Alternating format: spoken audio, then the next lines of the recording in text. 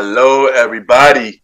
This is your boy Ken, aka MrGentleman. I am the host of MrGentleman Lifestyle Podcast. If you are enjoying this show, check out other shows in the Premier Powerverse. We have the Premier Boy Podcast with myself, Aaron Keto Sands, Star Roddy Rod, and Lola the Chief Mighty Mel, where we discuss many stuff that's going on today, from politics, dating, love, sex, music, and many more. And I'm not gonna lie, this show get a little raunchy, and it may not be for everybody. But if you're enjoying this stuff, check out the Premier Boy Podcast every Wednesdays at 12 p.m. Next show we got is King Talk with Aaron Sands, hosted by Aaron King Talk Sands. On this show, he discusses many current events and topics that affect everyday people in a very unfiltered and unapologetic way.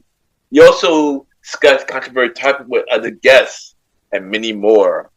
Y'all can check out the King Talk with Aaron Sands every Friday at 12 p.m.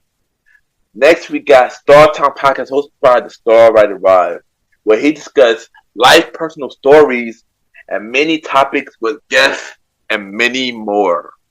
And you can check out Star Town Podcast every Mondays at 12 p.m. And last but not least, we got the newest show in the Premier Powerverse Network. Welcome to the Trilogy Podcast hosted by Lola the Chief Mighty Mel, where you grow through stories and you rise throughout challenges, discuss stuff that's going on in the culture, many current events, and many more. Y'all can check out Welcome to the Trilogy every Tuesdays at 12 p.m. Check out every show that's a part of the Premier Powerverse. Trust me, you will enjoy it. And also check out MrGentleman Lifestyle Podcast every Sundays and Thursdays at 12 p.m. And now sit back, relax, and check out this show. Chill! You are now listening to MrGentleman Lifestyle Podcast. Chill! Hello, everybody. This is your boy Ken, aka MrGentleman, 1/4 of the Premier Boys Podcast, and your host of MrGentleman Lifestyle Podcast. Welcome to another new episode of MrGentleman Lifestyle Podcast. Hope all is well. As you already know, we are currently on break, and season 8 of MrGentleman Lifestyle Podcast will be premiering on September 15th. But until then, catch up on all episodes of MrGentleman Lifestyle Podcast. And thank you for everybody that checked out the first Road to Season 8 bonus episode, The Origin of MrGentleman Part 1. Really means a lot. I just want to say thank you and keep showing MrGentleman Lifestyle Podcast some love. On this episode, we have the second Road to Season 8 bonus episode, Part 2 of The Origin of MrGentleman. My guest appearance on Star Time Podcast. This was recorded back in January, and we discussed the nightlife journey, YPG, the podcast journey, the pandemic, and more. And once again, thank you, bro, Star Time, for having me. Yeah. And y'all already know what to do. Sit back, relax, and I'll be right back. Here's part 2 of The Origin of MrGentleman. Chill!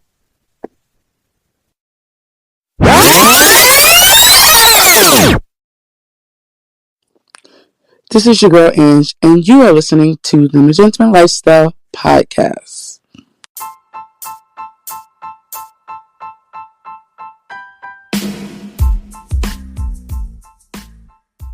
Hello, everybody. This is your boy Ken, aka MrGentleman, and I am the host of MrGentleman Lifestyle Podcast. And this commercial break is brought to you by MrGentleman Lifestyle Podcast. On MrGentleman Lifestyle Podcast, we interview many guests about their life journey, pretty much where they come from and where they at now. Also promoting their brands or whatever they're doing at the time they come on the show. We also have the host talk about personal stories about himself and everything that he's been through. And also we have fun conversation about anything music, anything old school, relationships, wrestling, and many more. And y'all can tune in to MrGentleman Lifestyle Podcast every Sundays at 12 a.m. We are also on every Thursdays at 12 a.m. for Spin-Off Series Thursdays, where we have all of MrGentleman Lifestyle Podcast spin-off series all in one day, where we have a conversation about music podcast every first Thursday at 12 a.m. The Old School Show with myself and the star Roddy Rod every fourth Thursday at 12 a.m. And we have Date Night Talk Podcast with myself and Miss Vanna B every second and third Thursday at 12 a.m. And y'all can tune in to MrGentleman Lifestyle Podcast on Anchor, Spotify, Apple Podcasts, iHeartRadio, Amazon Music, The Pods, and many more. Or y'all can check it out on the official website of MrGentleman Lifestyle Podcast, www.realmrgentlemanlifestylepodcast.com, www.realmrgentlemanlifestylepodcast.com, and tune in every Sundays and Thursdays at 12 a.m.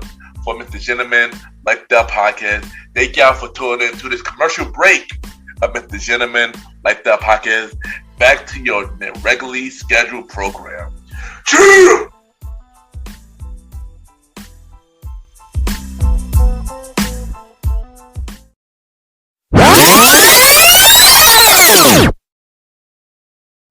This is the star Roddy Rod, and you are now listening to MrGentleman Lifestyle Podcast. It's Star Time, and it's your boy, the star Roddy Rod, and today we're back. We're bringing him back. We got Ken, aka MrGentleman, coming back for part 2. Y'all already know Ken, aka MrGentleman, host of MrGentleman Lifestyle Podcast, 1/4 of the Premier Way Podcast. Star Time, thank you for bringing me back for part 2. You already know this was not enough for one interview. This is too big that we had to make the 2 parts.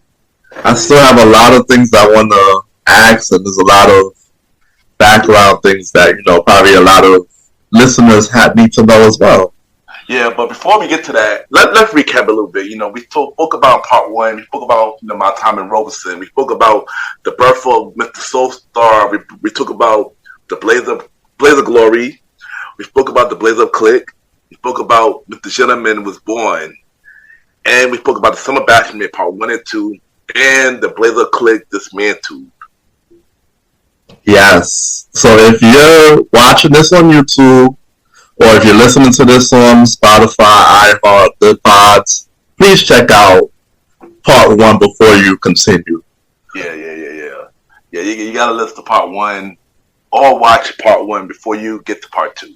It would make sense later. It would make sense. All right. So now we see that you are going to the parties, after Blazer Click. Tell me about that break between BUC into the Nightlife. Tell me more about the transition. All right, so I believe it was 2008. I turned 21 in 2008. So I was already going to the clubs already, slowly going to the club, but everybody else wasn't 21 yet. So I started going with my sisters, T and Danny, because they was promoters by then. And as I started going with them, it made me wanted to get into that lifestyle even more. Yeah, it made me wanted to get into it even more, but I can't do much because everybody wasn't 21 yet. So I pretty much had to wait. But then slowly, we started going to the spot called Club Tobago. Oh yeah, Tobago, baby. Yeah, in Queens, which was a 18 and up spot, so people from the team could go. So, but people just can't drink and stuff like that. So we started going there, and we were the cool vibes. That was basically the spot for now until everybody turned 21. And then that's how things was going for now with Club Tobago and stuff like that. Until everybody started turning 21, at least Mondell and my sister started turning 21 in 2009. Stuff like that. And then Yeah, and then my sister went to a 21 open party. She told me about it. Told Rondell about it because he was 21 at the time. We started going to a party with her for a little bit. Yeah.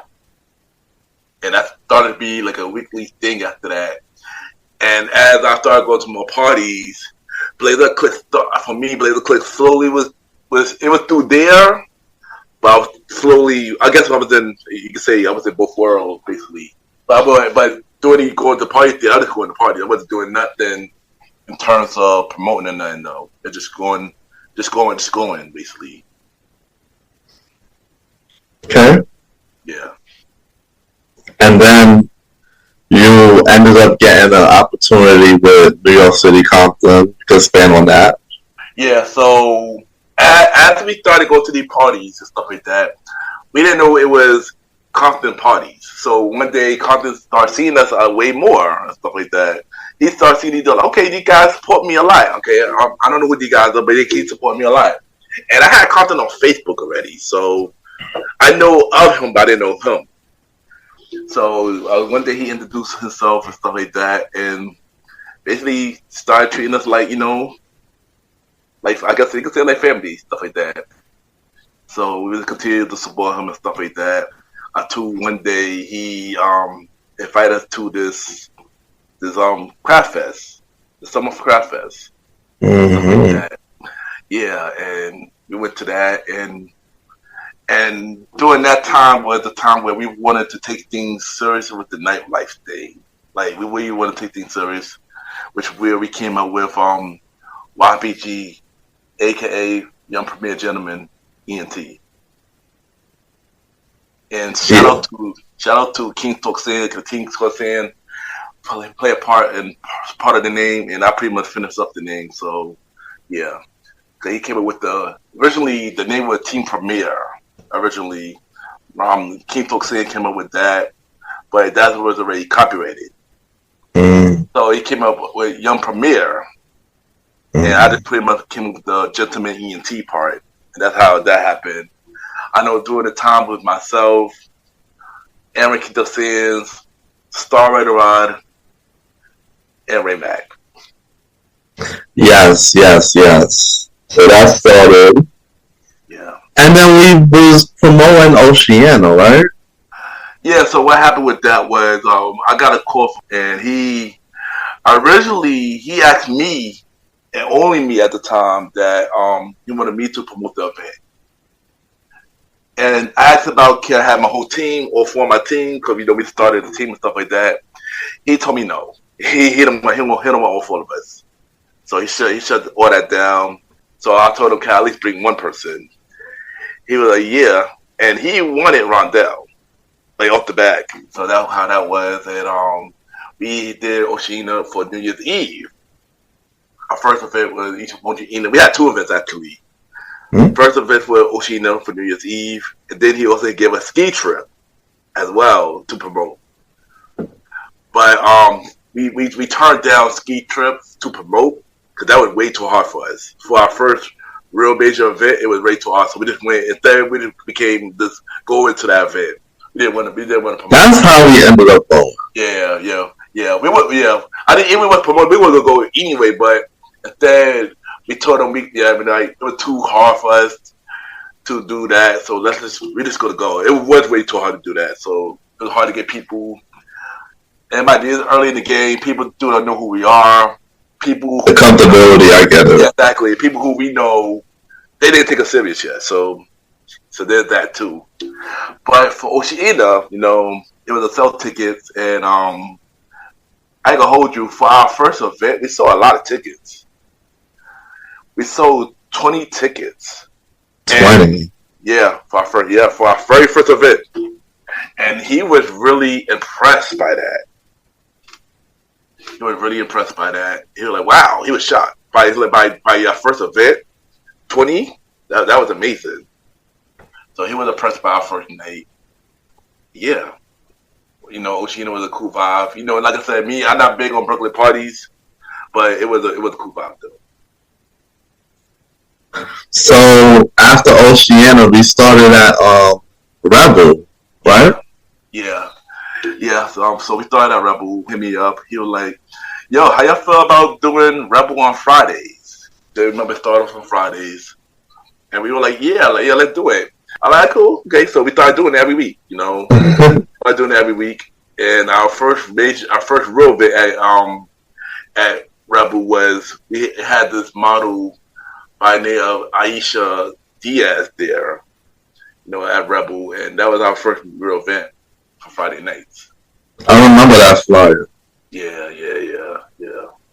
It was a cool vibe, and then we just kept going. Even though Rebel, we didn't, we were still new, so we didn't really get the guest list numbers like we should.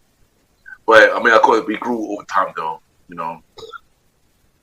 One thing I liked about Rebel, it had the 2 floors. Yeah. And somehow it was a lot more females than anything in there. Yeah, all the time, yo. All the time. Even my boy Stephon, he'd always mention, even some of my boys that was coming out during that time, they always mentioned that the girl to guy ratio was just phenomenal at Rebel versus all the stuff we promoted at. No, yeah, it was. Rebel was an amazing spot, and stuff like that. That's one spot that I wish we could do again. And then you had the cages. The cages, wow. All the girls. I met a lot of people in Rebel, girl and males. I'm in Rebel who are still cool to this day, or they still support us to this day. So shout out to all of them, stuff like that. We was doing Rebel, and when I remember for Rebel, we had a lot of people rolling with us at Rebel. At the time, we met. Shout out to Kim. Shout out to Shine. They was bringing in girls, but yeah, you could stand on that. Yeah, but shout out to Dante, because Dante was the one that met Kim at Rebel, actually. There we go. We can do that too. Yeah. Shout out to him too. Rob brought in Shonda and Cheyenne, because he was already friends with them and stuff like that. Of course, a lot of people from Road started coming out with us. Clark, James Becker, Alon, a whole lot of people started coming out with us, and we even met a lot of people too. Shout out to James and Andre. We met them at Rebel. Oh, that was Rebel. Yeah, I met them at Rebel, but we really got close to them at Octagon. Stuff like that. So, yeah, that's true, son. We did a lot at Rebel. Rebel was a magical time. Like I said, one spot that I always wish that we could have done again. We will leave Rebel. Yeah. And then head to the pizza spot. Yep. And take up the whole pizza spot. That's a fact. Yeah. What a time to be alive. Sadly, if you wasn't 21 by then you missed out. So that's all I say about that. So the numbers in Rebel after a while started to get better. Like, how was the performance wise for y'all? At first we were up and down. But I think once we got to Saturdays, that's when things started getting way better. Because Saturdays was a way better night than we did Fridays. Friday we was but Saturday was the real party. Saturday was the real test. Like Friday was like the pregame, but Saturday was like the main event. I can understand because more people will be able to hang out on a Saturday night, versus a Friday night. So I can see that the numbers had jumped from that. Yeah. Also, Saturday night was more celebrities be there. Saturday night, there was more people there. Saturday night. You remember who was the celebrities? I remember Tiara Marie was there one night. I remember Sean Garrett was there. I remember a couple of Bad Girl Club people was there. Mm-hmm. And of course, Basketball Wives, them Drea Michelle was there. Of course, Aisha Diaz was there. A model, she was a model. Couple people was there. Joe Button, ex-girl, Tarak, when they said Love and Hip Hop. You were there. Yeah, a couple people there. It was a fun time. I think they had either Trey or somebody there too. Trey or Chris or somebody. I feel like one of them was there, but I feel like it wasn't the night. We wasn't there. So you had your birthday, and what year birthday was that? I had my birthday. I had my birthday twice at Rebel. One year, I want to say 2011, but that year I wasn't promoted yet. And then I had a year 2012 there. And if you know, can birthday parties be wild? Yeah, my birthday party be wild, and that night was probably one of the wildest birthday I ever had. Because of course that night did not end well. Which one was the birthday where you had the was it the liquor bottle in the cake? That's the birthday I took about 2012. Alright, let's go into that. That was one of the wildest birthdays I had because one, my ex-girl was there, and the girl I was talking to at the time was there. So that was one part of it. Two, I got on stage and I had two girls on stage and it was wild. Three, I was OD drunk and I was just bugging out. And I mean, I heard stories later, but I pretty much blacked out that night. So during that time, I don't remember everything that happened. But when I heard everything that happened, yeah, it was a wild night to the point that I got suspended from Rebel for a couple of weeks because of that night. So I took a break. From Rebel. I didn't take a break from the club. I took a break from Rebel. And we went to a couple of spots. I went to Slate during that time. Dante came with me. Went to Santu's Playhouse. You came. I think Sands came. You was doing like a club tour type of shit. Yeah, I was doing a club tour until I was able to come back to Rebel. That is something. I didn't know about this. Yeah. I mean, that was my mindset at the time. I didn't know. I didn't call it a club tour. I was just going to places or two. I was able to come back to Rebel. But then one night, we did come back to Rebel, but it wasn't on our normal night. You came with me. That when the Tiara Marie was at Rebel, thing happened, and that was pretty much the end of my suspension. They said, "Yo, we'll go back, yo." So yeah, and it was time to get back to work after that. So when was the last day of Rebel? Last day of Rebel. It was the grand finale of a session Saturday at Rebel. A whole lot of people came that night. It was even for us. Yeah. We had a whole lot of people. I don't think it was our biggest night. I think our biggest night at Rebel was a couple of weeks before that, where they had this big event called the Wave. The rave happened. I think it was a rave, a glow in the dark rave. We had over 30 people that night. I don't know how, but we had over 30 people that night. But I know for a grand finale, we had a good 15 people. Like by then, our numbers started to improve. It was a good vibe that night. Everybody came out just having a good time to end a great legacy club, stuff like that. Man, I tell you, a lot of people that mess with us during that time really do remember Rebel and talk about Rebel if they can. If you know, basically. That's a fact. So yeah. How did you end up getting in tune with promoting on social media for the promoting the parties? I noticed that you was trying to put everything in the bio. You was saying the announcements and stuff. Like, talk about the process of the changes and the way you promoted, so we know. Honestly, everything from that, I gotta owe it to Comp.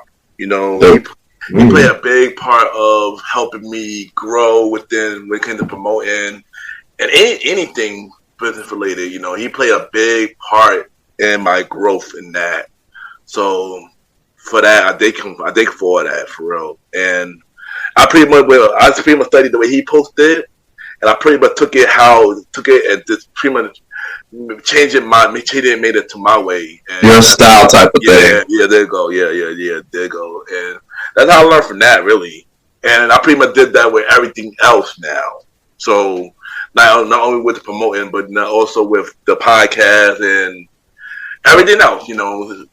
You know, he played a big part, even if he don't know it. You know, he played a big part in everything that I did. So I want to thank Comp for that. You know, and yeah. And then you definitely had Say Premier on the flyers for everything. So yeah, it had to. It had to. You know, we had to. He told me use a word that stand out, and we premiered with the word that stand out. And ever since then, people been using it. Hell, we use Premiere now for the podcast. So like Premiere became a big part of our life. You know, that is entirely true. Yeah, it wasn't just a saying. It became a brand.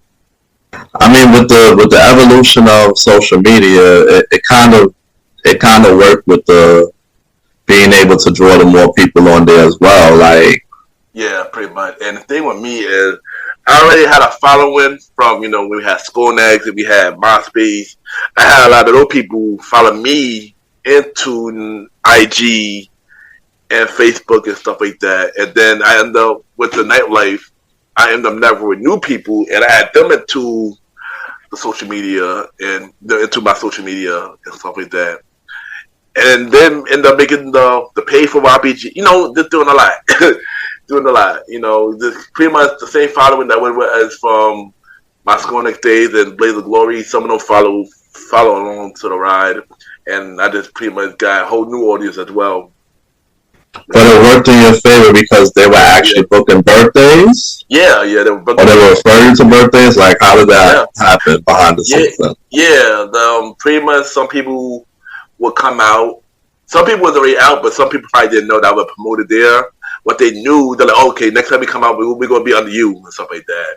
Some people would hit me up saying, oh, yo, I have a birthday, or my friend have a birthday, can you help me out? Stuff like that, or can you send me a promoter that could help me out? I'm a promoter, I got you.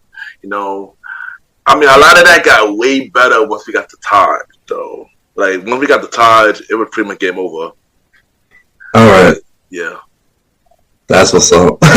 Yeah. So, next spot, so after Rebel closed, we moved to Octagon, right? Or was it a little break? What was it? So it was a little short break. It was temporary spots between Rebel and Octagon. First we did like a little. The first thing we did like a couple two events at Element. Then we had one event at Catcher. Then we had Octagon after. So it was like a little break, and then we did like three different events, three pre-events, I should say, before we got to Octagon. All right, so we get to Octagon, and at this time, things were starting to get a little different for YPG, right? Yeah, Octagon. The first event at Octagon was my birthday event. So first, another birthday event. Yeah. I had two birthday events at Octagon. The first one when we had the all white, I told my team everybody to wear black and white that night, and that was a really cool premiere event. Yeah, as we got to Octagon, you know, we did start to grow, but we also started to get big headed too during the Octagon days. Like we really started to get big headed. So, but that became our downfall later.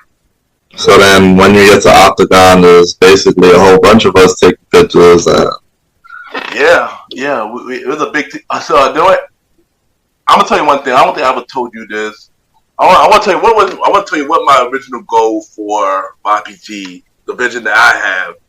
Sam might could have vouched for me on this, but my original vision for YPG was to have a big team, basically the nightlife version of Wu-Tang, you know, and basically each of us have a different spot in New York where we promoting or DJs and stuff like that.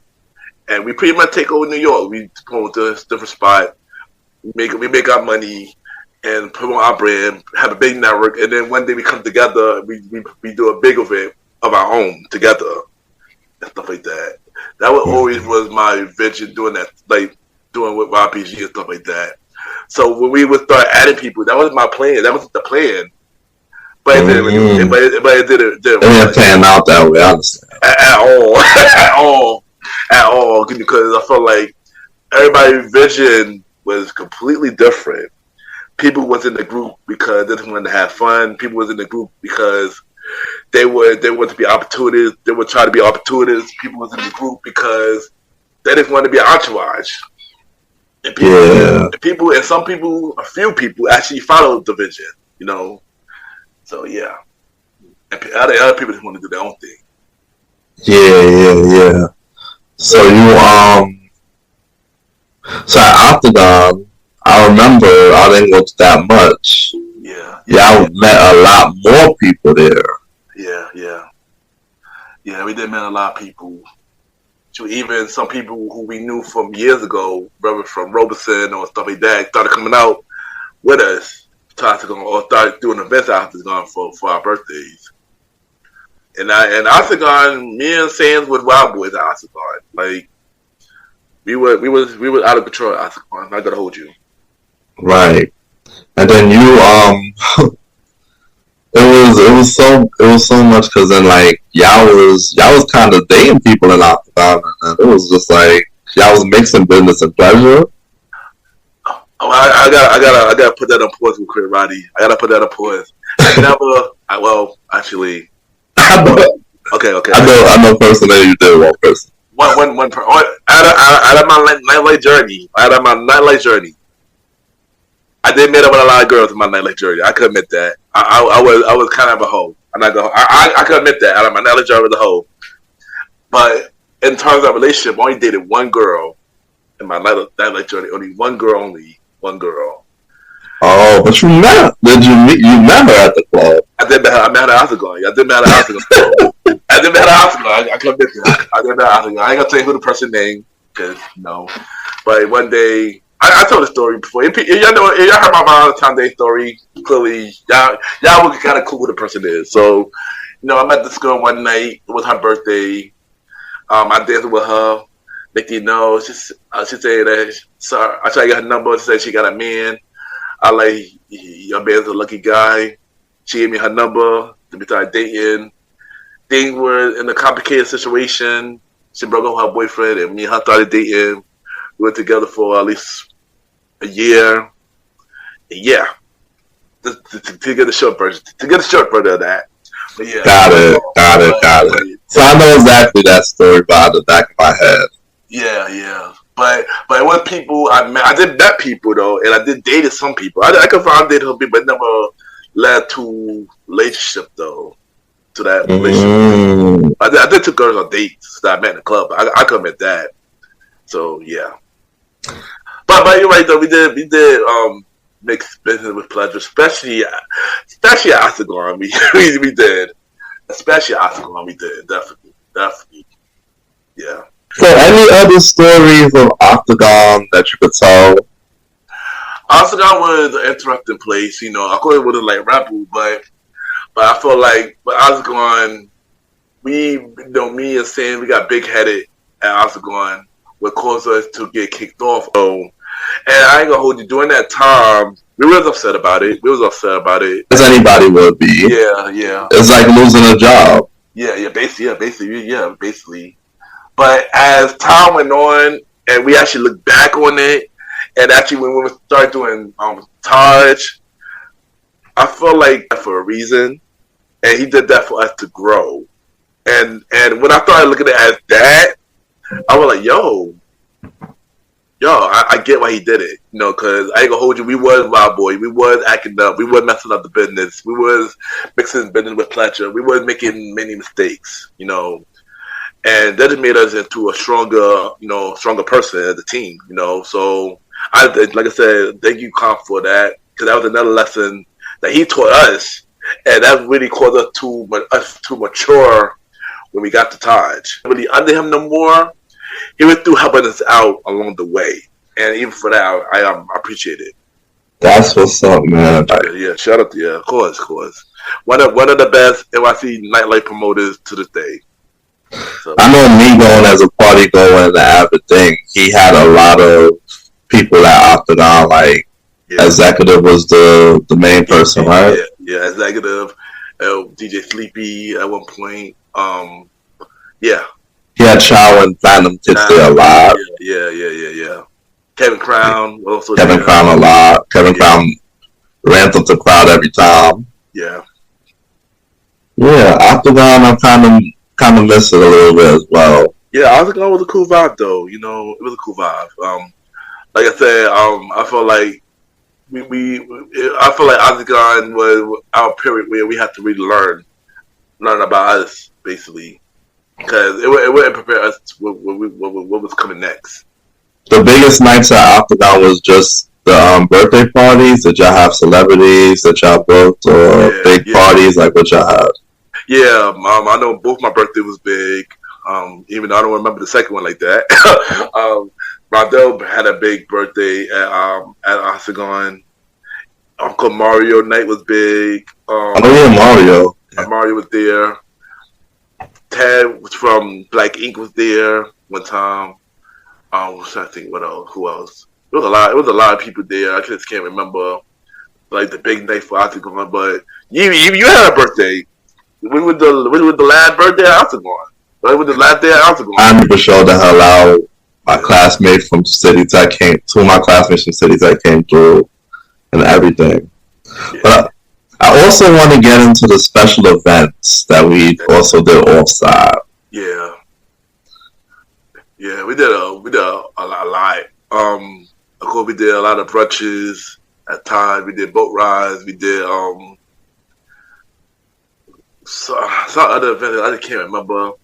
Even some that we wasn't a part of as promoters, but we just went just to go. But yeah. But them boat rides was becoming a yearly thing. It was, yeah, it was. It was a year thing. It was a year thing. So the special events was kind of dope. Yeah, it was.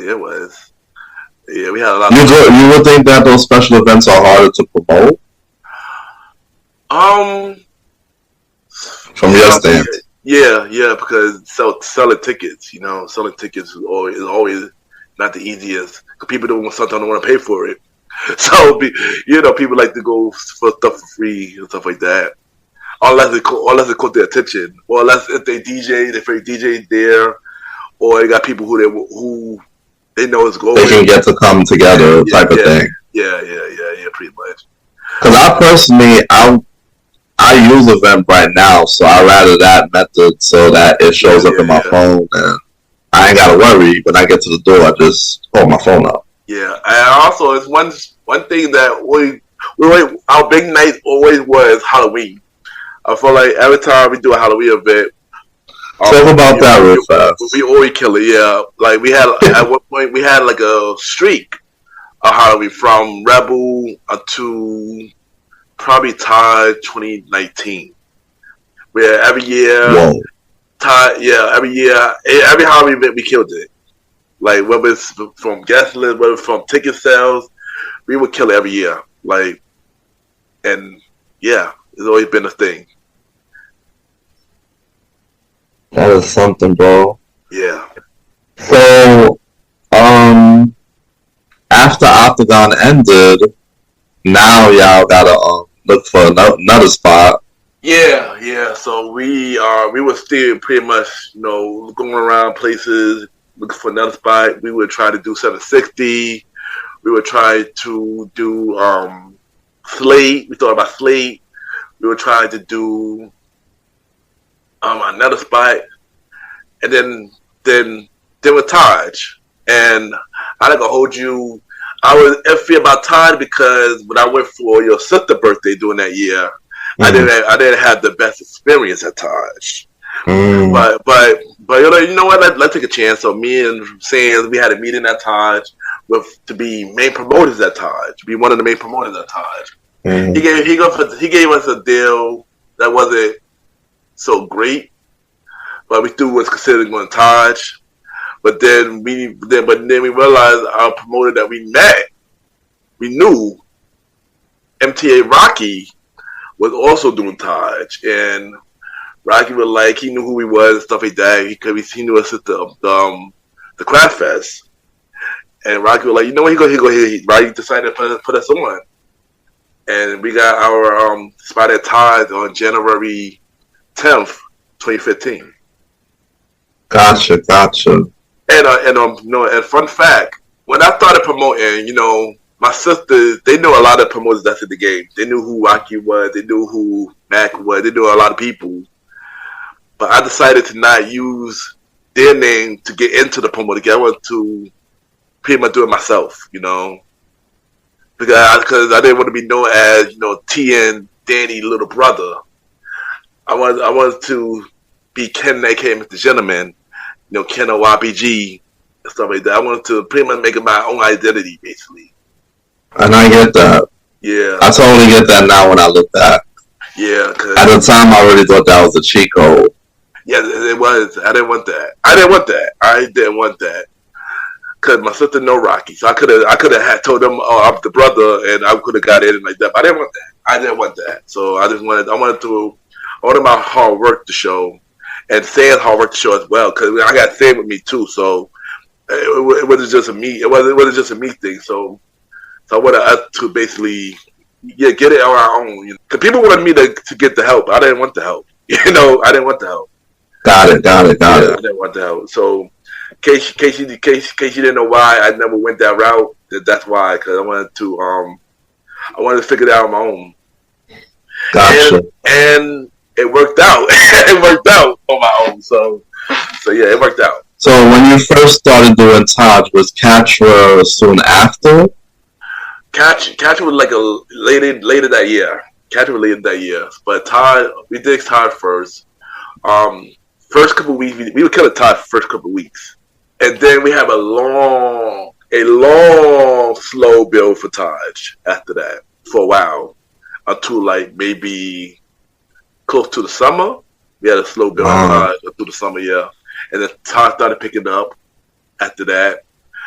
Before we got to Taj, after Taj, I believe in March, between March and April, we started doing Studio 21 for a little bit.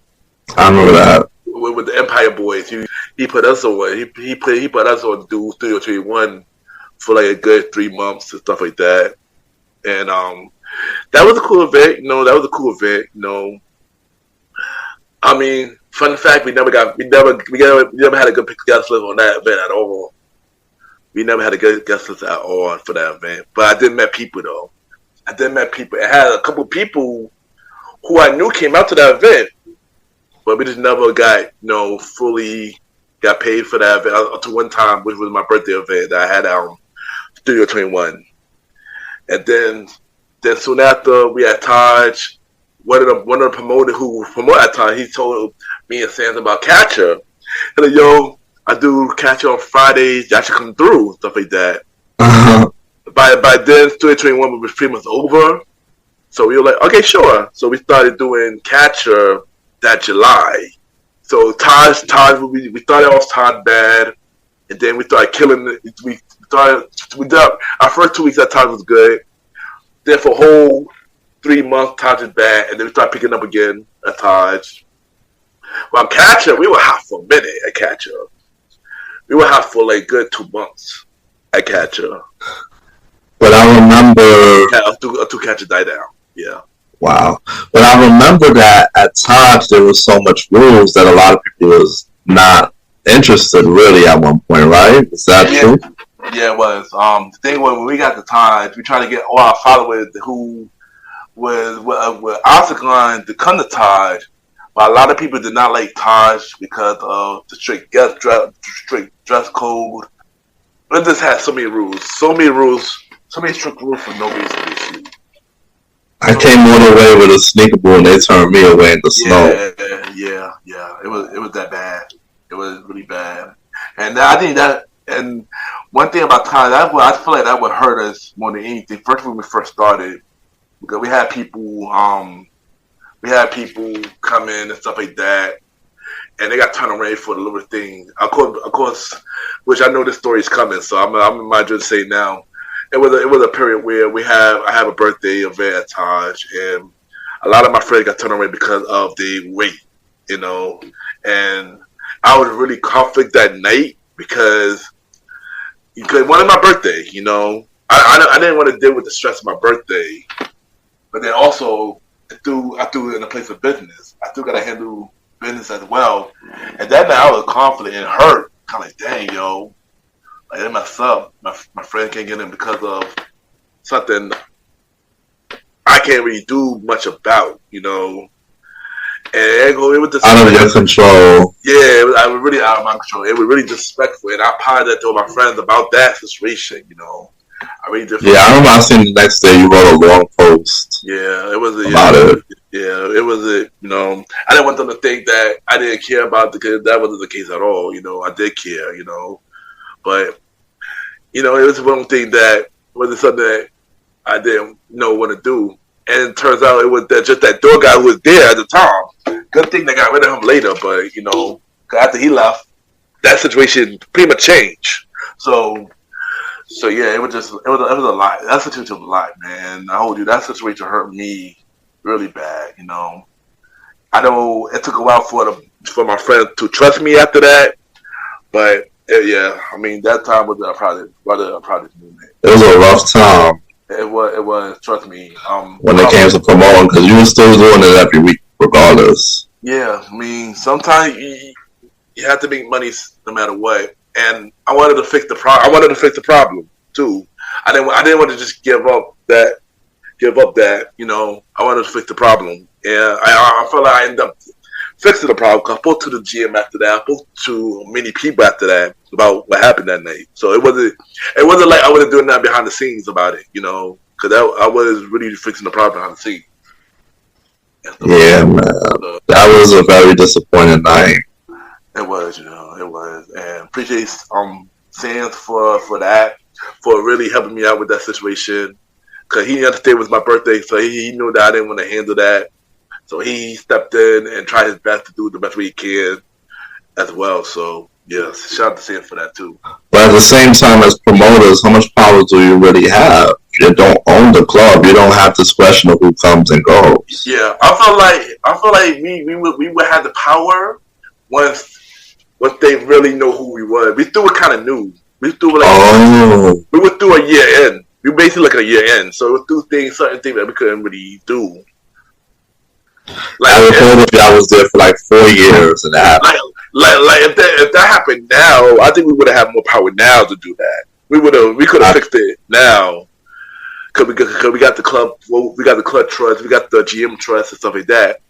Back then we were just literally a year in. Like we couldn't have done much. Yeah. But also, since we're doing this timeline, something else happened during this time as well. Oh yeah, tell me about that second situation. Yeah, so during this time, you know, as you remember, we had a Summer Bash 2 was a major success. During August of 2015, Summer Bash 3 came out. Oh boy, Summer Bash 3. Summer Bash 3. The planning was annoying. Yeah, so Summer Bash 3. So we wanted to do another Summer Bash. People have been asking for another Summer Bash, so we tried to deliver. We tried to do it a different way. You know, of course, we had Roddy and Germs as the main DJ this time, and stuff like that. We doing that at a different location, you know, all the way in Canarsie and stuff like that. And yeah, I feel like this planning was more stressful than the other ones, because this is the first time we have a house party in like good 4 to 5 years. Oh, no, it was 5 years. So it was 5 years. 5 years, yeah. Remember, because the last part 2 is until 2010. That was 2010. Okay, cool. Yeah. So this was 2015. Yeah, 5 years. So and stuff like that. Also during that time, I lost my phone during that time. So a lot was happening during that time, and when the night happened, boy, it was stressful. We the DJ equipment wasn't working. We had to go back and forth for liquor, stuff like that. The place was far. It was people who was in charge of the house would feel like they was in charge of the party too, and it took from what we were really doing, basically. You know, the leadership was handled weird. You know, I was leaving that to y'all. Yeah, it was just a lie. It was a lie. It was stressful. It was a stressful day. You know, And on top of that, there was a lot of drama. There's a lot of drama. And it was more guys than girls. But the guys that actually showed up, they didn't like the selection. They didn't like the selection of girls. I'm pretty sure the girls that actually did come, they didn't like the selection of guys either. So it was like, yeah, it was a really bad turnout, yo. It was a really bad turnout. I was embarrassed by that turnout, actually. Like, really embarrassed. Like, dang. Like, and also somebody low-key brought a gun, too, to the bachelorette. So, yeah, I remember that story. Yeah, so it was that night was wild, son. That night was wild. And it just made us not want to do summer bashments again at that capacity. Yeah, pretty much. Yeah, that was pretty much the death of summer bashment, son. But if we ever do like a party at this scale, we know that it gotta be better planned. Yeah, I agree. It gotta be better planned. I agree with that. Yeah, it had to be better planned and better location that people can get to. Exactly, because I had people from the Bronx that wanted to come to the party, but they was just like, "Yo, it's too far for us." And I understand it. It was way too far. It was far from me, and I live in Brooklyn. You live in Brooklyn itself, and it was far. Yeah, so it was like, it was the location. I feel like was one of the biggest mess ups. I mean, even East New York was far, but people still could have came. You know, when we did East New York, it was far, but people still came. You know, so but Canarsie, that for some it was like a nearby train or bus. Yeah, and this it was only one train going to the location, and then you had to take a bus the rest of the way. Yeah, so it was a lot. Yeah, so Bashment 3 was the worst event. We try our best to save that event the best way we can, but it just didn't happen, you know. And then I wish that more people would have helped us with a promoter. I agree. Because like we tried to, well, maybe they did, but then their people was also saying, Canarsie. Yeah. So yeah. It was a lot. And I ain't gonna lie, like I was like when me and Jess was DJing, it was really, we was trying, but sometimes even the speakers was knocking out and stuff like that. Yeah. Everything just went bad. Yeah. But you can't even blame one element or one person because you can't do it. Nah, I mean, we just gotta blame us because it was our event, and that's how we got to do. That's how we had to look at it, you know. And just know that next time, if we was to go back to the capacity, we just got to be more prepared for it. That's basically what it is, you know. Sometimes accountability is good. We just have to take that. We have to take the L for that. We have to take the L for that. And we definitely don't even. If somebody mentions it, we shut it down right away. Like, nope. Yeah, pretty much. It ain't happening. Pretty much. I feel like it's more likely now because we know what to do now, but we just have to see. But now it's going to take more monetary means. Pretty much. Because what we was doing in the past, we probably just supply like the liquor. Yeah. That'll be it. Now it's going to be more stuff we have to supply. Because if we promote an event, we want whoever's helping us out to help us promote too. Yeah. For the place up. I agree. So now we did how was Contra? I realized that you was doing Contra, so tell me about the Contra days. So when we got on Contra in July of 2015, when we first started, we were doing good for the first couple of months. We were doing good for Contra because Contra was more relaxed. Contra would have like time with the dress code was strict and stuff like that. But then out of nowhere, Contra just slowed down. Like slowed down heavy when it came to people coming out and stuff like that. Unless we had a major birthday, and stuff like that. But Contra was cool. For me, I still like the Todd more than I like Contra. But Contra was cool though. Contra was cool. Yeah. But then you had any bad nights or anything that happened in Contra that you could talk about? I'm Yeah. not really too familiar about bad nights. Gotcha. Yeah. I mean, typical me getting drunk and stuff like that. Yeah, I had many bad nights at catch up, but a lot of them wasn't as bad as what I had in the past, though. You know. Mm. Yeah, but I did have bad nights. It's been nights where I was drunk and I just don't remember anything. Bad nights where, well, this is not necessarily bad, but I had a stalker and catcher one time, and she followed me in the catcher, and yeah, and stuff like that. How'd you handle that? I pushed her onto somebody else, and then now she pretty much married to that dude now. So yeah, yeah, That's what's up. yeah. That's You made a love connection. without me even trying. Yeah, without me even trying. Like she was trying to get me one night and stuff like that. She's able to do that. We try to get a dance. Well, I pushed him. I pushed on to they start dancing with him just to be distracted. And then like, I guess later started connecting with dudes. So I'm like, oh, yeah, okay. So yeah, it worked out. But I ain't gonna hold you. Catcher also was me just, doing the thing with the ladies as well. With the ladies, getting a number, to do all the extra stuff with the ladies. Yeah. Yeah, stuff like that. But yeah.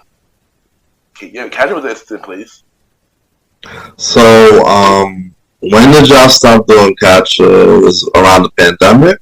And well, both spots we stopped at the pandemic. I think Catcher though, I thought the Catcher probably a month before the pandemic because I just wasn't going. I just wasn't going.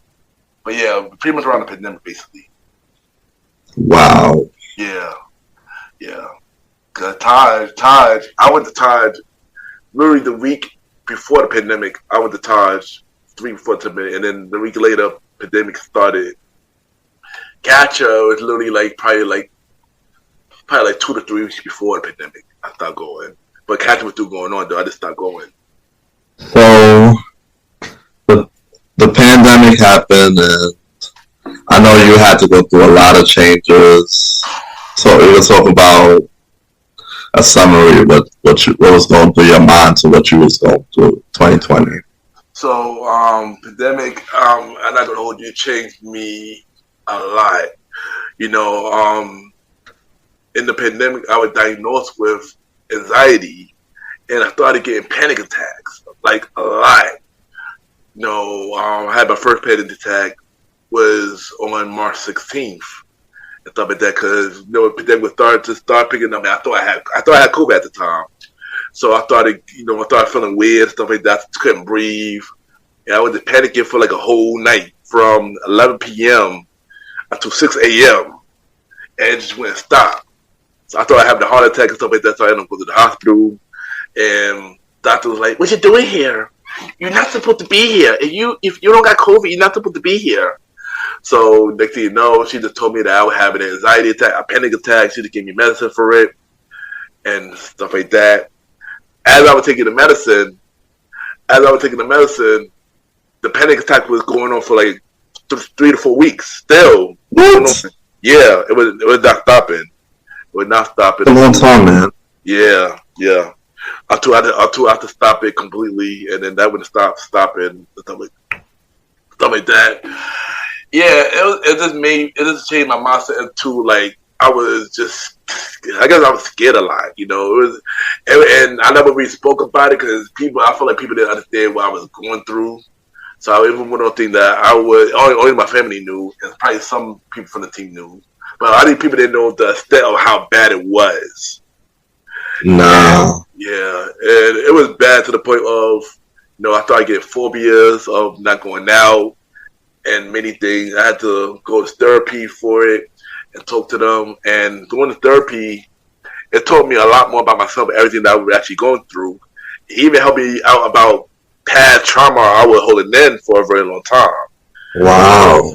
So, yeah, the pandemic really changed me to let's just say that period from 2020 to probably 2022 pretty much changed me into like basically for a long period of time. This took me in a place that I definitely do not want to go back to no more.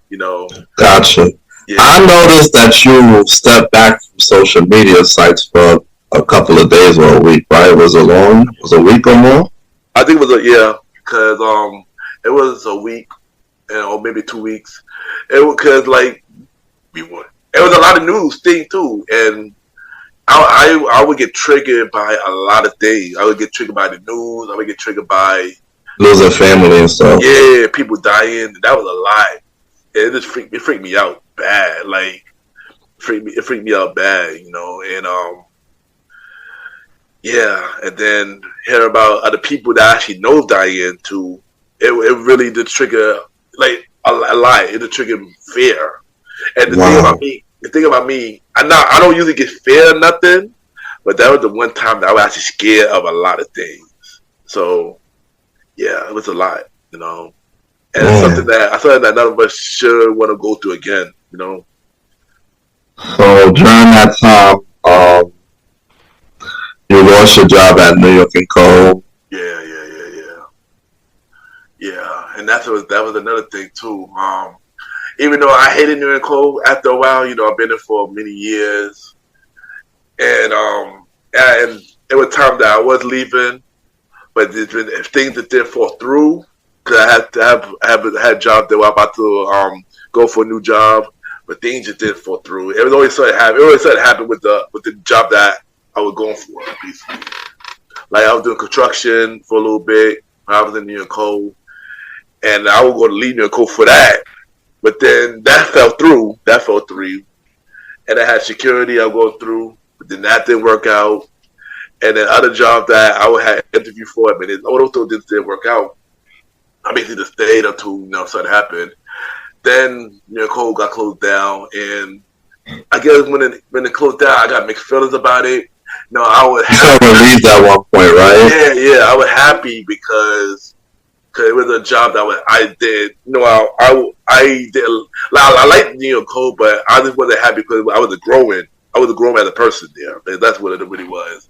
I was just stuck in the same place. I needed something else to really grow. So when that closed down, I was relieved by it. But I wasn't happy because that was my only income that I was making during that time, Yeah. And that was probably one of the reasons why I didn't leave in the first place, because I didn't have no other income at the moment. Like, what am I going to do, And then when that actually happened, I'm like, dang, what am I going to do? So, yeah, it was a lot. So, you started to do MrGentleman Lifestyle in January of 2019, right? Yeah. So, I started doing the podcast, the MrGentleman Lifestyle podcast, January 2018. But the idea of me when I started a podcast was really like around sometime early 2018. Mm-hmm. Originally, we wanted to do a team podcast first. Some radio site hit me up saying that, you want to have a radio station, do this radio spot? And we were like, yeah. But it didn't happen during that time because we didn't know who wanted to be a part of the show. We didn't have the money for it. You had to pay for the studio. So that idea went off the table. So then next later that year, a friend of mine, Queen Libra, she had a podcast show. And I asked her, how you got your podcast show? She told me about the ad called Anchor. So I was like, for real? Nice. So next thing you know, I download Anchor.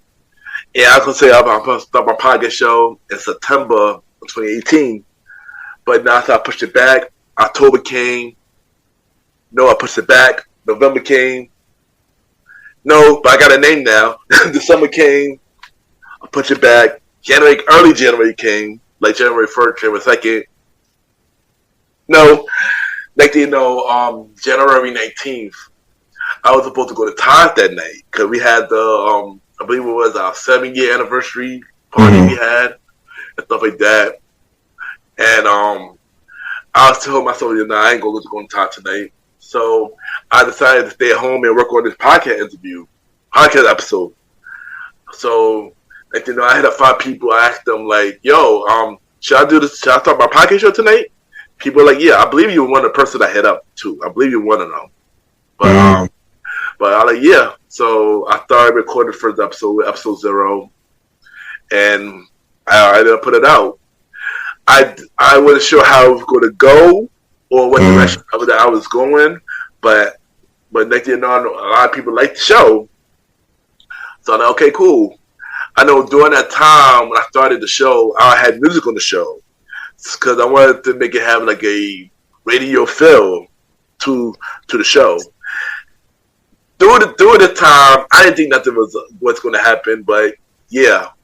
And as time went on, the show grew little by little, So, you ended up interviewing your sisters on the first episode, right? Yeah, I interviewed my sister Dayelle for the first episode, but the Gentleman Like the podcast. And, it was a pretty quick episode, Originally, I was supposed to have both of them in the first episode. That was the original plan, was to have both of them in the first episode. But that didn't work out. Tona didn't want to be on the mic at first. So, and plus Dayelle had her podcast premiering a week later. So I was like, what to do, her way of promoting her show as well. So that when I started that, I did that based on that. And yeah, and that's how the first episode came about. I mean, of course, it was a long. She was probably one of the shortest interview that I ever had, but yeah, that was the first episode. So, how was it interviewing people that you didn't even know personally? It was the thing was I was nervous doing that because I didn't know them at all. I know 2 of the people for season 1. I knew them, but I didn't know them like that. With Brown Boom Boom and Miss Molly Podge. Like I knew Miss Molly Podge because I seen her in the club. I didn't know her as a person during that time. And Brown Boom Boom, she always been on my social media for years, but we just wasn't close like that. So when I interviewed them 2, I didn't know them. I was nervous because I was like, dang, I don't know them. I'm not sure if we're going to connect the way, it's because of my chemistry, something. Like, you want to see if we're going to have a chemistry. And I wasn't sure that could happen, but as time went on, it worked. It worked pretty good, So I was nervous when I interview people I don't know. I'm always nervous when I interview people I don't know. It always just be a me thing. I always feel more comfortable when it's somebody I do know. And I realized that like you were also going on appearances, but like most of the people that was appearances were like people that you met through different Facebook groups and stuff, right? Yeah. Talk a little bit more about that. Yeah, so my first podcast appearance was on Surviving the Journey podcast with Jay Siobhan. And I met her through a anchor group on Facebook and stuff like that. I believe she was on my show first because I thought it was a show and I enjoyed it. She was on my show first. I know that episode had so many errors, I should say. Because Anchor, during that time, Anchor was just terrible and stuff like that. And she wanted me to come on her show.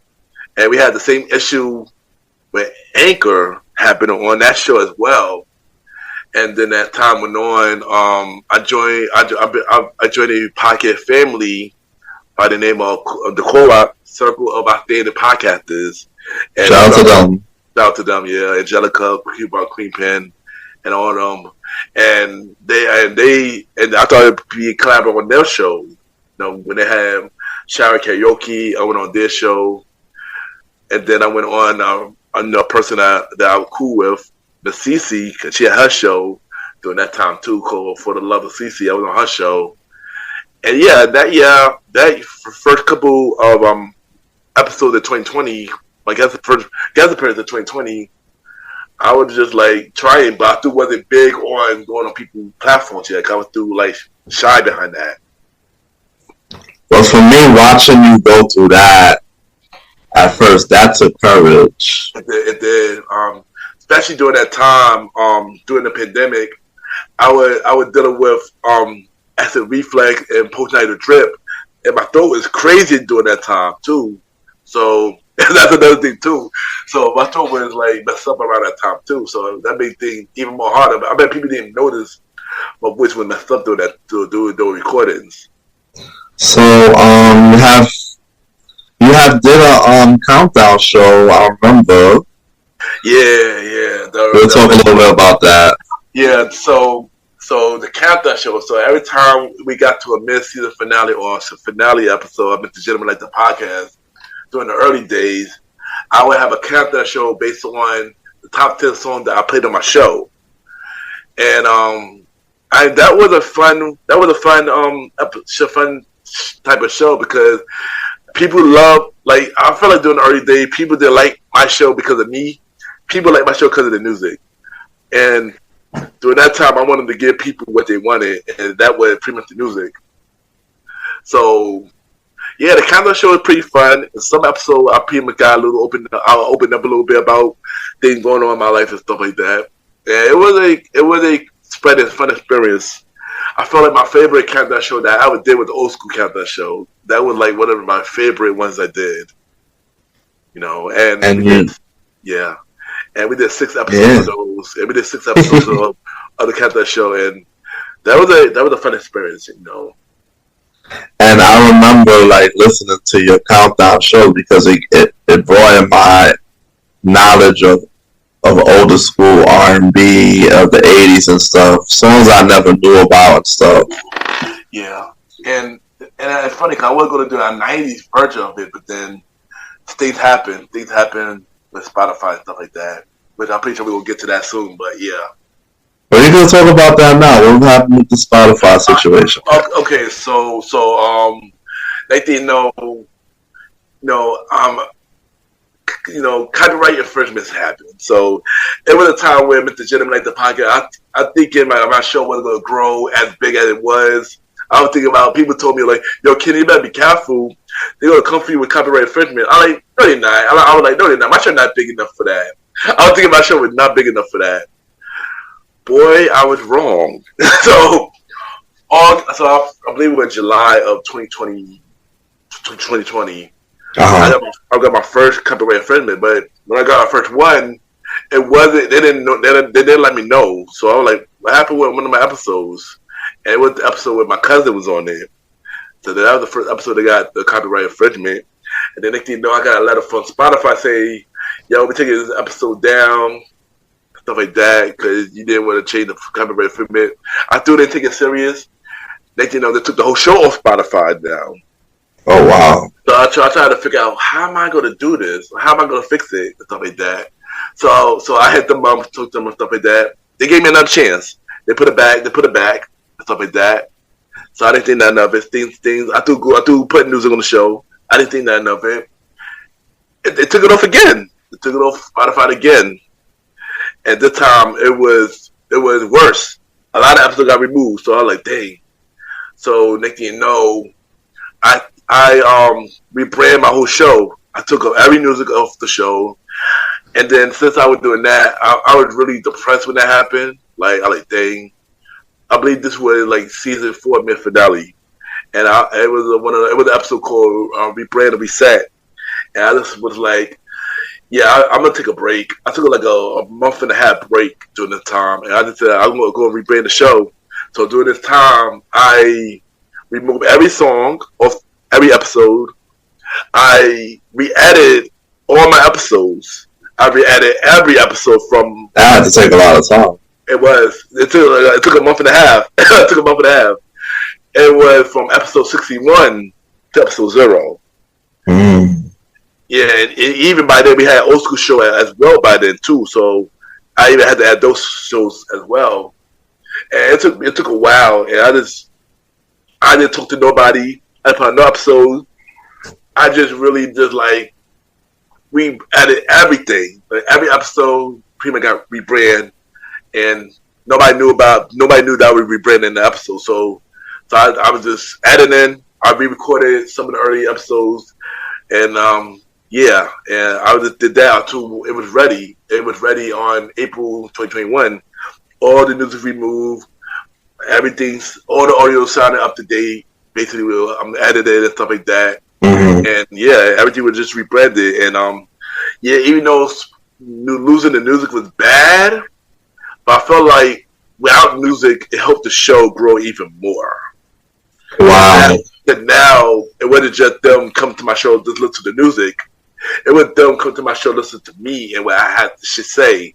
And that when I started to just open up more on my show now, because now they gave more people to know who is Ken, MrGentleman Behind the mic, the real person. Yeah. I get that. I felt like when I had the music, I wasn't giving them much. I wasn't giving them much. I felt like I was pretty lazy. Now I felt like I was a little lazy.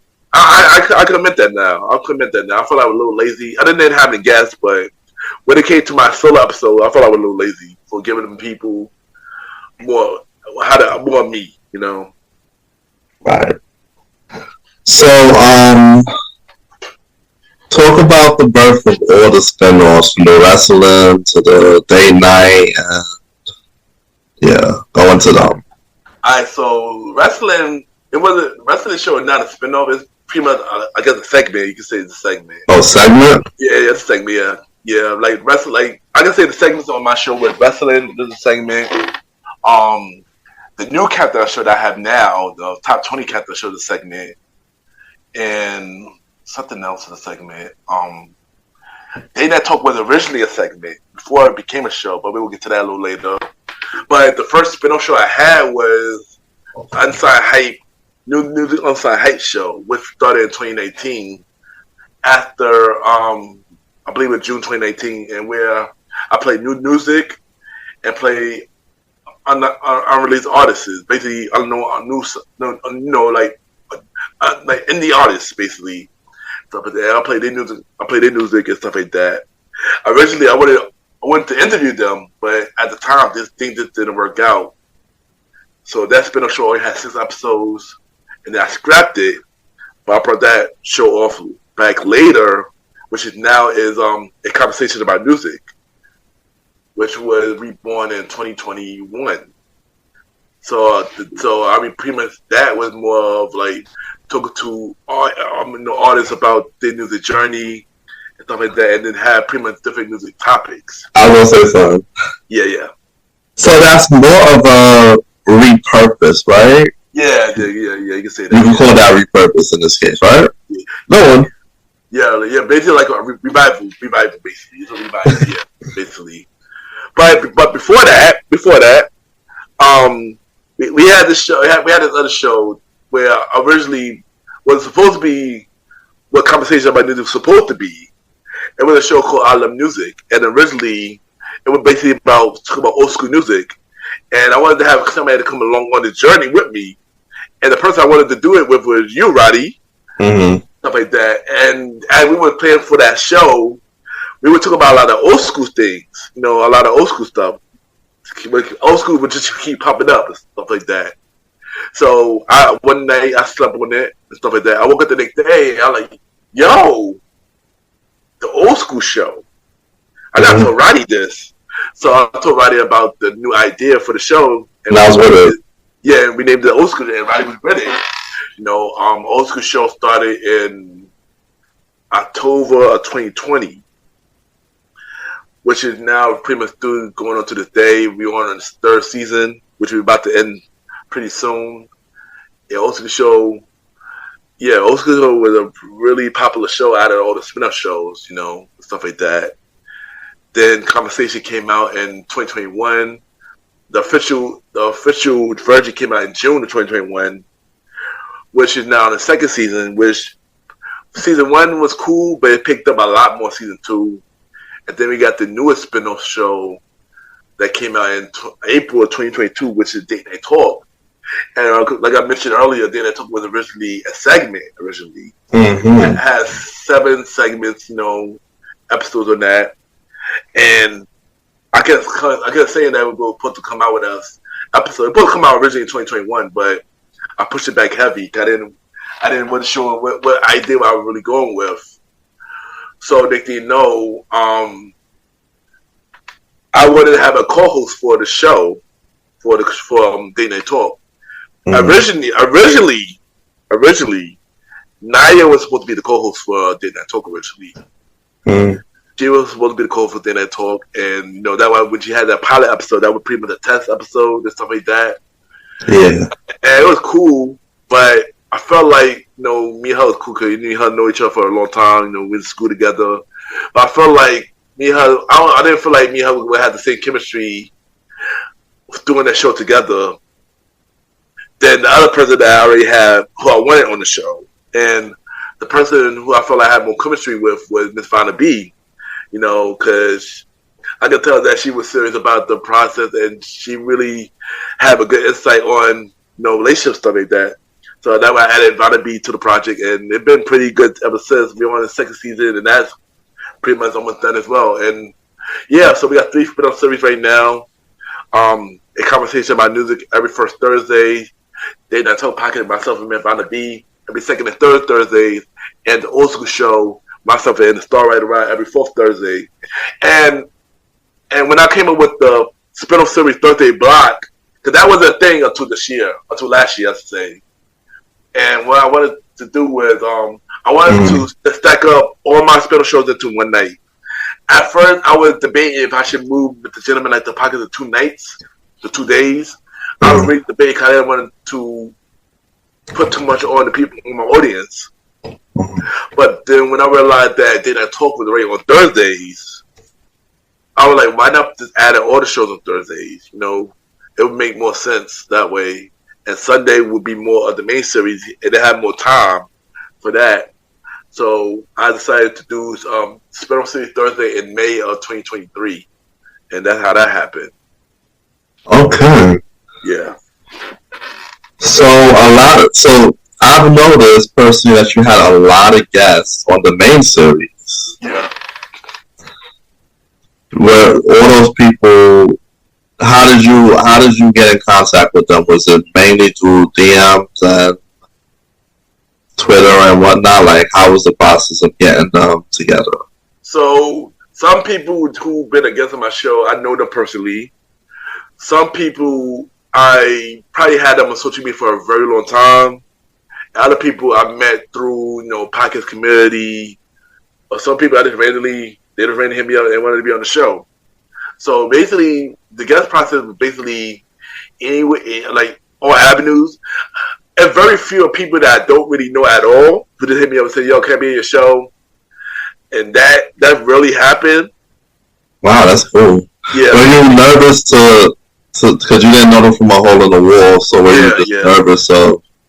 Yeah, okay. I was because I just wasn't sure of how the chemistry would go between us, or if they instead of me, or if they want me, or what was the real reason to come to the show? Were they coming to the show for long-term networking, or were they just came on the show just for opportunity and then be a one and done and that's it type of thing?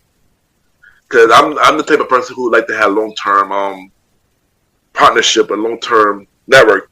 I don't want things to be one and done, but some things have to be that way. It's life, and everybody has different facets in their personality, so it's not just happens. Yeah, pretty much. There's nothing you can do about that. Yeah, pretty much. So tell me, what's the biggest episodes that you had for Mr. Gentleman Lifestyle? Ooh, so I gotta remember this. Top 5. I know my 33rd, I think my 34th birthday, I believe, was one of my biggest episodes for Mr. Gentleman Like the podcast. The second was the Old School Show, Nickelodeon episode. Of course, with you, Maggie. You, Maggie Marshall was on that. Was one of the biggest episodes. Third, I believe it was Conversation About Music. First episode, Conversation About Music, was a big episode. Fourth, I believe, was I want to say Angelica's second interview that she was on my show. I believe that was a big episode. And the fifth, I want to say Disney, Old School Show Disney episode with Magna was on it. Oh wow! Yeah. So I remember when you was telling me off screen that the one with Pam was huge. That was he was doing. That was during that early time. It was during the early time. Got early it. time. Yeah, early time. Yeah, that was a good interview. Both of PM MTV was really good.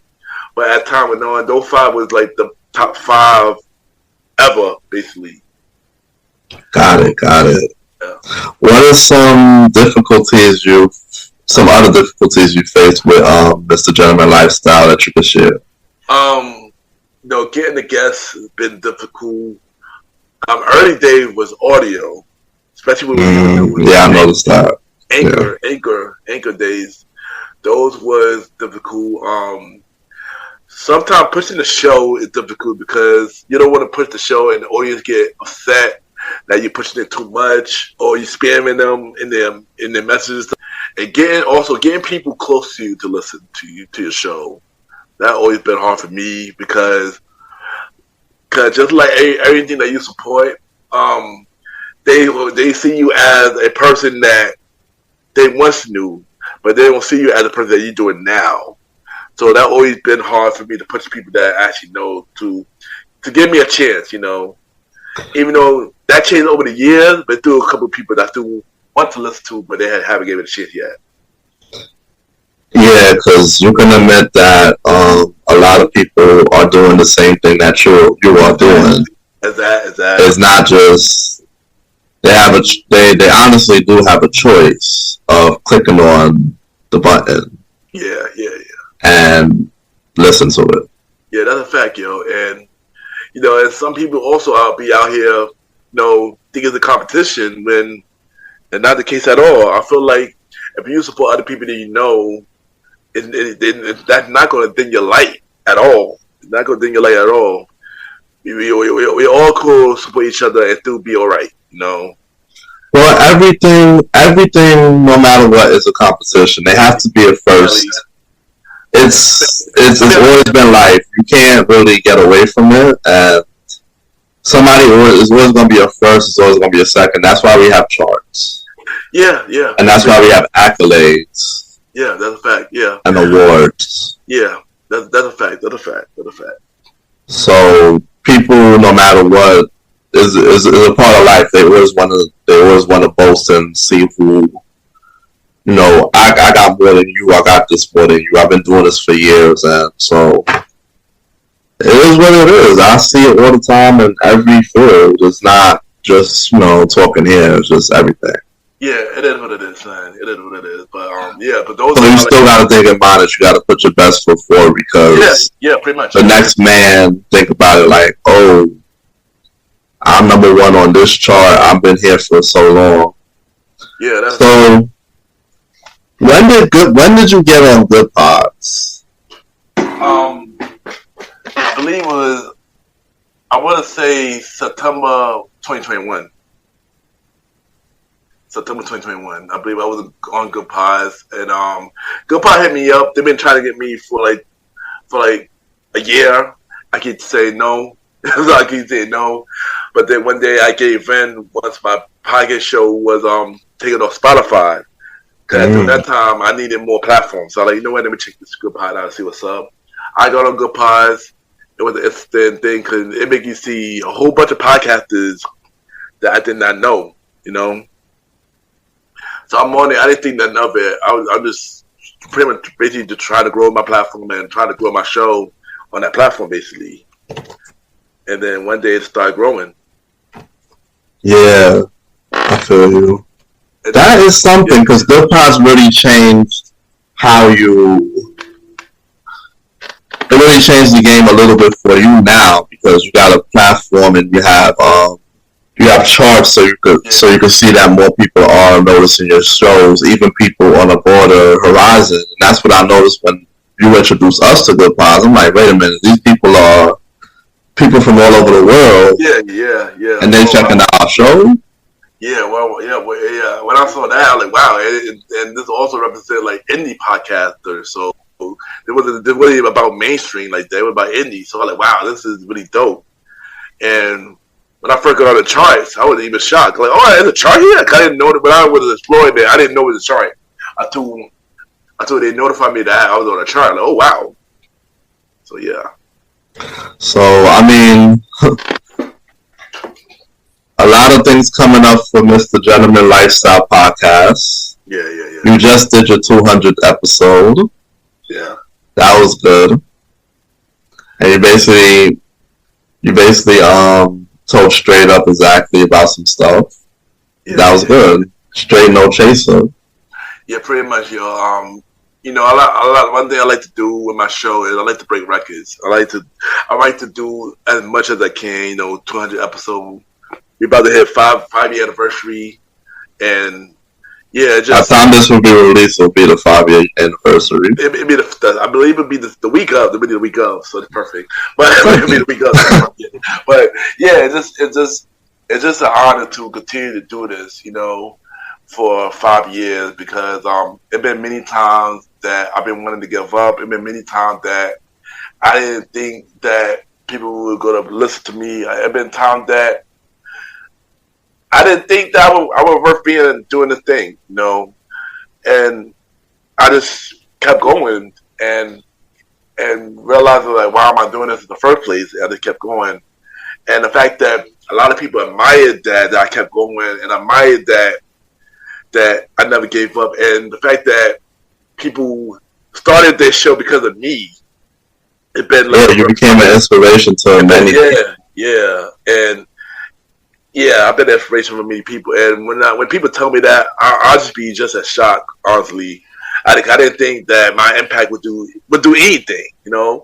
I don't think my impact would do anything. And the fact that people hit me up, say you're inspiration to me, keep going, you're so supportive, never give up. It made me realize my purpose and why I'm here, and what I'm here to do. So it's just an honor, and I'm going to continue to do all I can to push my brand to be a better person for me and everybody around me. That's basically what it is. Yes. I mean, me seeing from the outside, I don't really understand everything. Yeah. But as time go on, it makes sense later. Yeah, that's the thing. And that's me. That's how I see it, though. I'll be honest with that. No. The thing is, I get why you felt that way. Because I know I'll be telling you stuff like I'm doing something, this and that, and you just be like, why? But you know about the thing. But I like in my head, like you would get it later. You get it later. You get it when you do the same thing. You would get it. You would get it, and I'm glad that you start to see it step by step. Because I never expect people to get me off the back. I never expect it. So I like when people say that they don't understand. I'm like, okay, cool, I get it, but you would get it later. Like you would get why I go so hard later. You would get why I move the way I move and why I do the way I do. So yeah, so when you saying that, I was surprised. Yeah. So what is now we get into 5 years more? What do you have planned, or what do you envision for this year of the future of the show? Of course, more growth, more audience. I want to aim for celebrity guests. I'm gonna try my best to aim for celebrity guests. It don't have to be big possible, guests, but it's possible. Yeah, it don't have to be big celebrity guests, but it could be, because celebrity guests got stories too. So I want to aim for that next. Also, I want to get nominated. Mm-hmm. Yeah, win a podcast award. That's one thing I want to do this year, and of course, step up the brand more, not only for my show but for Premier Ways as well. Because we also about to hit 5 years this year as well. Wow. Which is not talking about at the moment. But yeah, so I basically take this platform to a high level, grow the audience more, network with more people, celebrity guests, and be a podcast winning, but be on a podcast winning show. Yes. Now I want to talk about. I've noticed for years that you did the quote of the day. You started posting quotes on the Wednesday. What was the at the time? It was the Wednesday and the Fridays. I talk about the process. So and the growth. So I started making random quotes on my page for years, for years. But during that whole time, I didn't think nothing of it. I wasn't posting it just to post it. One day, I'm at the club, put on that Todd, and I see somebody I know, somebody who know me from social media. They're like, hey, Ken, you don't know me, but I follow you on social media. I just want to say thank you for posting your quotes every day because it helped me through all these hard times. Do not give up. So when I heard that, it made like, wow, people actually watching what I'm doing. People actually inspired by what I'm doing. Cool. So then when I started doing my quotes of the day, Thursday posts. Just regular posts on Thursday. It was just like written posts I post on Thursdays and stuff like that. It wasn't like major, but I just posted. I was doing that from 2018 to 2020 and stuff like that. It was like over 150 quotes that was written quotes and stuff like that. But then 2020 happened, pandemic happened. I got a mic, I got headphones for the podcast, and I joined TikTok. And cause I don't like TikTok. I don't care about TikTok, but I have it just to have it, just so I could expand my business, social media more. But whatever. Man, if you get the right, I'm not a big fan of TikTok, to honestly say this on the air. Yeah. But if you get the right video and your thing goes viral, it can change your life. So yeah, exactly. So I just got it just in case. So and I just needed something to do on TikTok. So I like, you know what? I'm gonna do a quote. Be a quote. And me, I wasn't big on being on video, but I feel like if I had to get more out there with my platform, I gotta try to start with video. So I did that video one day, and I posted, and I didn't preview it. It got a lot of likes on TikTok. It got a lot of likes on IG, and I was like, okay, cool. I'm gonna do this as a thing now every Mondays, and close to the day Monday, as time went on, a lot of people loved it. A lot of people hit me up like, oh my God, I love your quotes. It helped me a lot. Keep doing your thing. Don't give up. Keep doing it. Like, it's really grew. That's what's up to hear that. Way big. People that don't even talk to me. But like, yo, I love your quotes. People in the street who see me, yo, I love your stuff. Your podcast, I love your quotes. Stuff like that. And when I went to quote today, it made them go into the podcast after that. Like, oh, the quotes is so good. Maybe listen to the podcast too. And so it was like, oh, really? Yeah. I had a couple of people that did that. So it was a leeway for people to not listen to the quotes of the day, but listen to the podcast as well. And that avenue has grew a lot. So I was like, wow, So quotes of the day, every Mondays, it should be back. By the time this recording, it'll be back already. But yeah, it became a big thing, and people was really inspired by it. Yeah, I'm gonna keep doing that too. I can't do it no more, basically. That is what's up, man. Yeah. So it was great having you in this interview, man. Yeah, you already know, bro. It was 2 parts, man. It was dope being back on Star Time, man. You're doing an amazing thing. Keep doing that. Star Time. And what was your favorite episode this second half so far? I'm gonna say Advance. I like the everybody loves Advance one. I did like the Zoe episode, and I like the I Am Hype. Yes. Yeah. And of course, Sans too. It's an episode too. Yes. So definitely, it's great having you. Definitely, drop everything you need, and this is it. You already know. Y'all can check out MrGentleman Lifestyle Podcast every Monday for the main series, and every Thursday for spin-off series Thursdays, where we have shows like a conversation about music podcast every first Thursdays. Date Night Talk Podcast with myself and Miss Vanderbeat every second and third Thursdays, and the Old School Show with myself and the Star Rider Rod every fourth Thursdays. Hey, man, my social media, Ken_MrGentleman, Ken, Ken _Mr. Gentleman, GentleMan, and we could, hit me up if you want to be a guest, everything like that. MrGentleman Lifestyle Podcast 5-year anniversary, January 20th. If you want to do an anniversary message, hit me up, and I got you. Also, check me out on the Premier Boys Podcast with myself, Aaron Quito San, Starlight and Rod, and Lola, the Chief Matty Mal. Season 4 premiere, January 24th, and every Wednesdays after that. check out the website, www.realwiththegentleman.com. Listen to the episode, watch the video, check every guest appearances. I've been on deep 2 parts will be on the website. Check every guest profile and buy some merch on tpublic.com. Just search Mr. Gentleman, like that podcast, or buy it through the website. We got many things happening this year. Y'all might see me back in the nightlife scene. You just never know. Yeah, this is your boy Ken, aka Mr. Gentleman. Yeah, bro. We'll be right.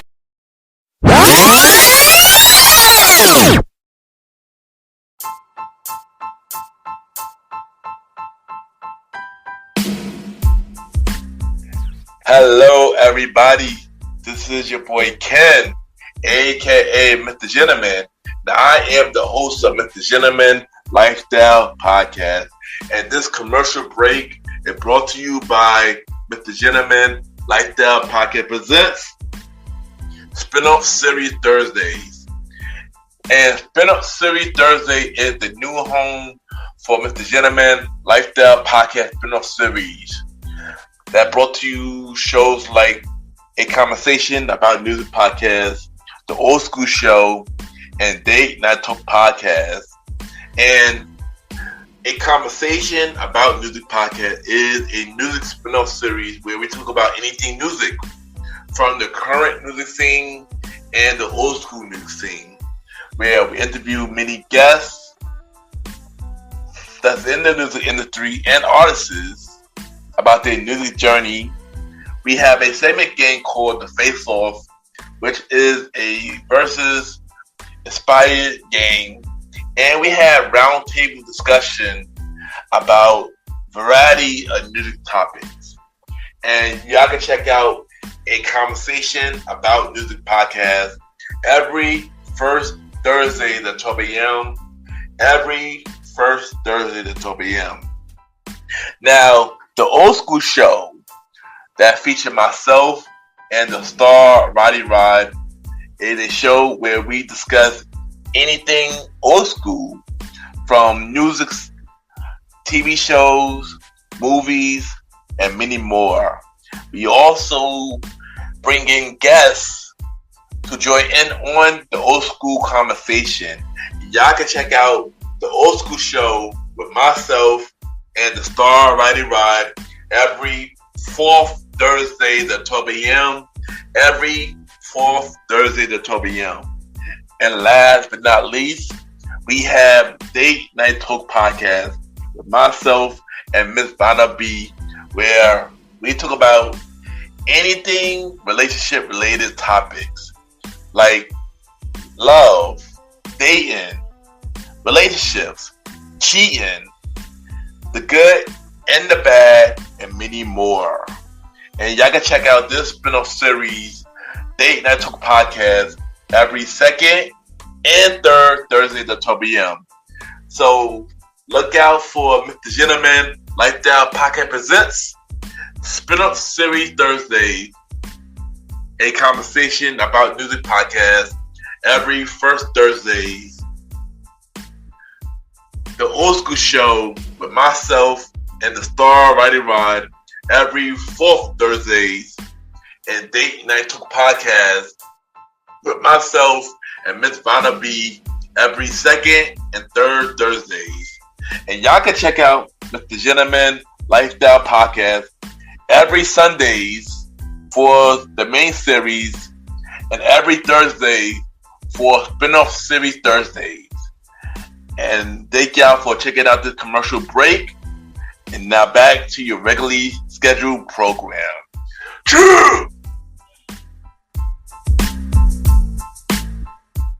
I just want to take the time to thank everybody for tuning in to this latest episode of Mr. Gentleman Lifestyle Podcast. The road to season 8 bonus episode, really means a lot. Thank y'all. And I know y'all miss me, but don't worry. I will be back soon. Season 8 of Mr. Gentleman Lifestyle Podcast, September 15th. Save the date. And y'all already know where I'm at every Sunday for the main series of Mr. Gentleman Lifestyle Podcast. And every Thursday for spin-off series Thursdays, But we have shows like A Conversation About Music podcast every first Thursday at 12 p.m. Date Night Talk podcast with myself and Miss Vanna B every second and third Thursday at 12 p.m. And the Old School Show with myself and the Star Rider Ride every fourth Thursday at 12 p.m. You can check us out on Spotify, Apple Podcasts, iHeartRadio, Amazon Music, Pods, and many more. Y'all can rate the show 5-star rating on Spotify, Apple Podcasts, Good Pods, and Podchases. The more y'all rate the show, more people know about Mr. Gentleman Like That Podcast. If you want to be a guest on Mr. Gentleman Like That Podcast, send me a bio about yourself and everything that you do to my email, Ken, YPGENT@gmail.com, or hit me up on social media, Ken_Mr. Gentleman. I repeat, Ken, KEN _Mr. MR Gentleman, GENTLEMAN. We can set something up because I am looking for guests for season 8 and beyond for Mr. Gentleman Like That Podcast and all of the spin-off series Thursday shows. And y'all could check me out on the Premier Boys Podcast with myself, Aaron Keatok Sands, the Star Rider Rod, and Lone Little Chief Mighty Mal. New episodes of the Premier Boy Podcast every Wednesdays at 12 p.m. You can check out other shows from the Premier Powerverse. King Talk with Aaron Sands, hosted by Aaron King Talk Sands, every Friday at 12 p.m. Star Time Podcast, hosted by the Star Rider Ride, every Monday at 12 p.m. Welcome to the Trilogy, hosted by Lone Little Chief Mighty Mel. New episodes coming soon. So listen and subscribe to all of the Premier Powerverse Network shows. And y'all already know y'all can add me on Good Pods, Ken, Mr. Gentleman. Y'all already know Good Pod catered to many independent podcasts that you can check out what everybody listens to. You can rate each other's shows, and we have the charts. And at this time, it's time for Mr. Gentleman Like the Achievement, where we spotlight everything Mr. Gentleman Like the podcast they're doing. And of course, we have the Good Pod charts.